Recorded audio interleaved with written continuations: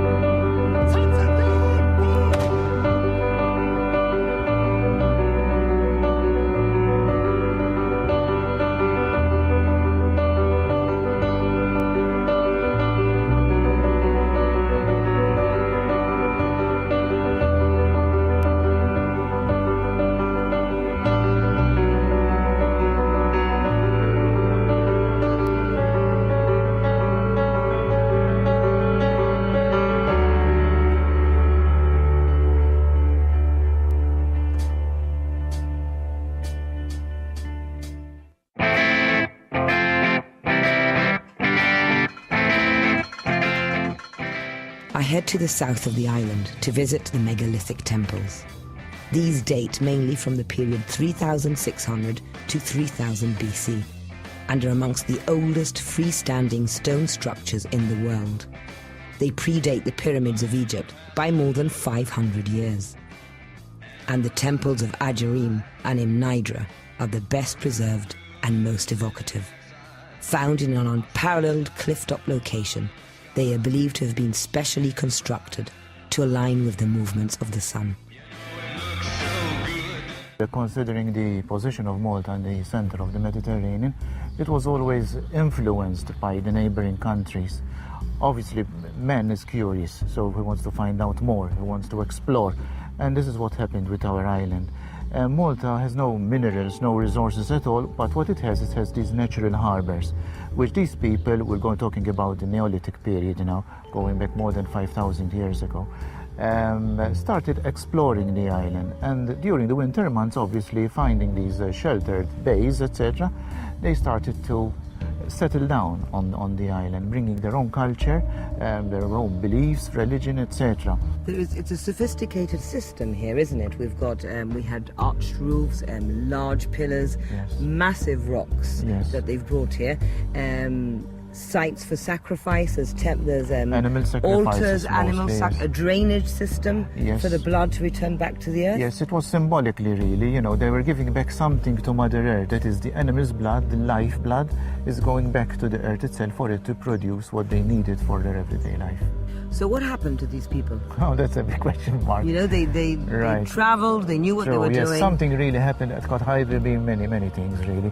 Lack of water, lack of vegetation, lack of, you know, all sorts of environmental disasters.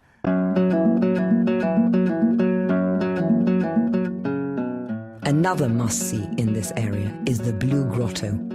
This is one of 7 caves, and the best time to visit is before mid-morning, when the sunlight is shining directly into the grotto and working its magic.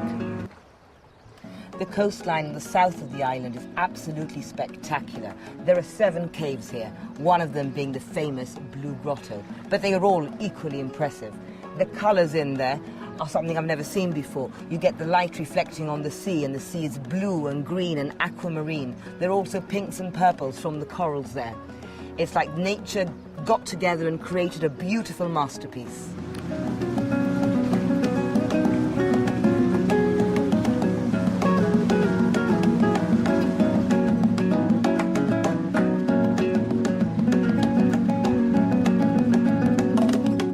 Behind me is the tiny island of Filfla. It's the 4th Maltese island. Now, it used to be a little bit bigger than what it is actually now, but the British used to use it as target practice. The RAF would fly in, fire missiles at it, and that's how they got their practice in. So eventually they went eroding it, so it's only tiny now. It's a protected site, it's a nature reserve, so you can't actually land on it. You can sail up to it, sail round it. And the reason why it's protected is because there's a rare lizard that lives on it.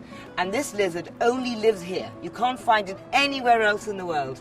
Hence, it's a very protected site. There's also birds that migrate and nest there. And apparently, so the Maltese like to say, it's a great white shark breeding ground.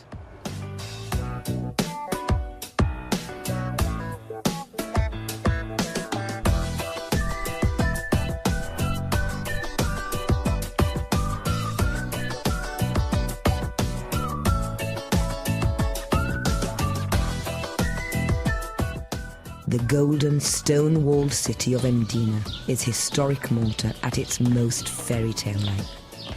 Its walls and streets whisper tales from the past.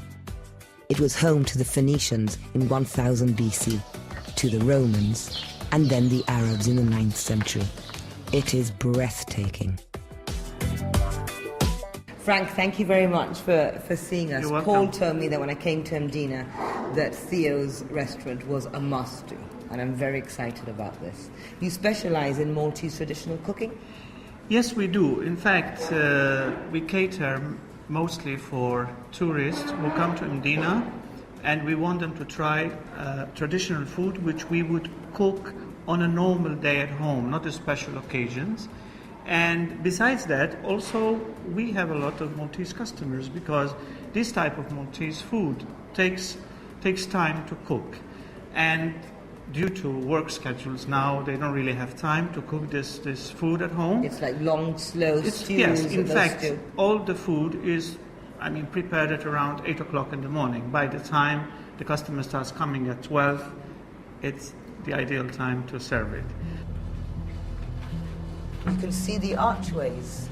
Theo's restaurant is home to a well-hidden secret.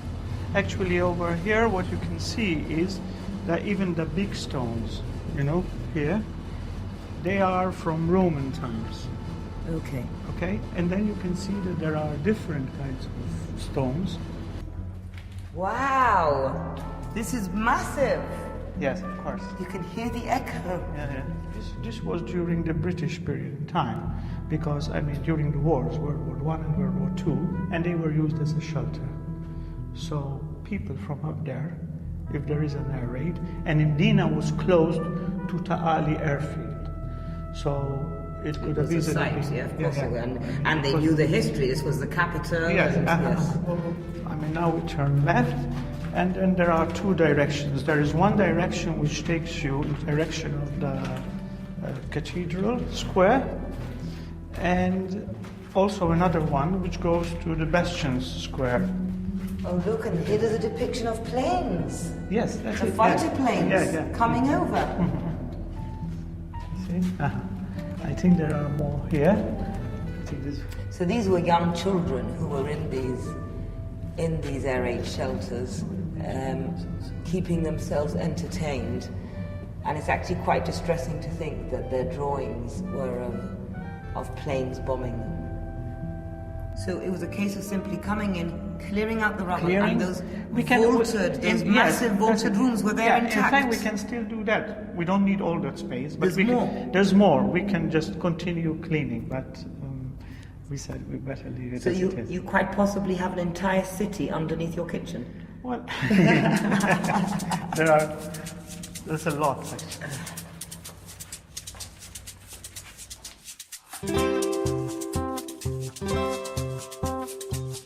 Frank, this is a splendid spread, if a trifle over the top, but I shall attempt.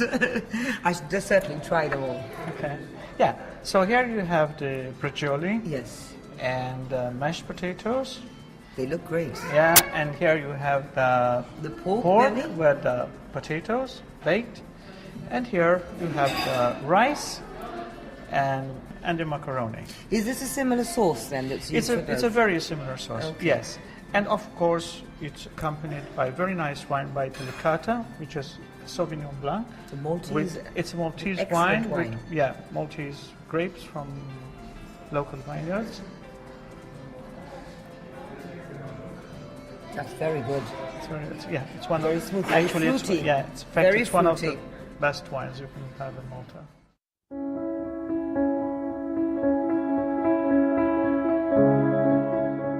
This silent city has left its mark on me. I'm sad to leave. But as I head to the spectacular Dingley Cliffs, my spirit soars.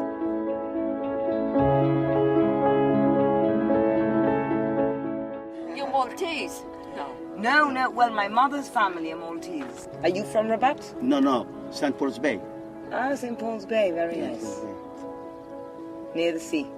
Not far. But we come here because here it's a bit of shadow, you know, and fresh air, you know. So- Yes. And quiet. Peaceful, and I'm here Peaceful, disturbing your yes. peace. Yes. It's Yeah, all my family are in Gibraltar now. In Gibraltar. But when my mother's side, all her family, so all Yeah. my mother's, her mother and her father and I their see. grandparents, they were all Oh, from there. Malta. I see. Yeah, and they came. So my grandfather's great, so my great grandfather, Yes. my grandpa's grandfather, he came to Gib when he was 13 years old, Oh, and I he see. was called Paolo Borg. Paolo Borg, Paolo Borg, and he came in 1876. 1876. Yeah, and Yeah. I think he came to help build a dockyard because the British had seen that the Maltese had done such a good job here I at the see. Grand Harbour that they asked if a lot of people would want to go over and build a harbour in Gibraltar. You know, the old people, they used to say,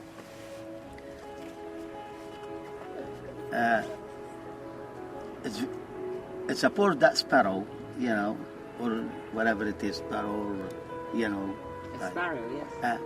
He born in a poor place, because wherever he goes, he always come back to his place again. You know what I mean? It's a home, always home. Even if it's you go somewhere else, it's much better. You know, always find home where you're born. These cliffs feel raw and wild. They have a profound effect on me. I feel emotional and contemplative. I'm sad that Paolo Borg never returned home. I'm sad that my beloved grandfather Louis Borg never visited. Yet I'm appreciative that I am discovering my ancestral home.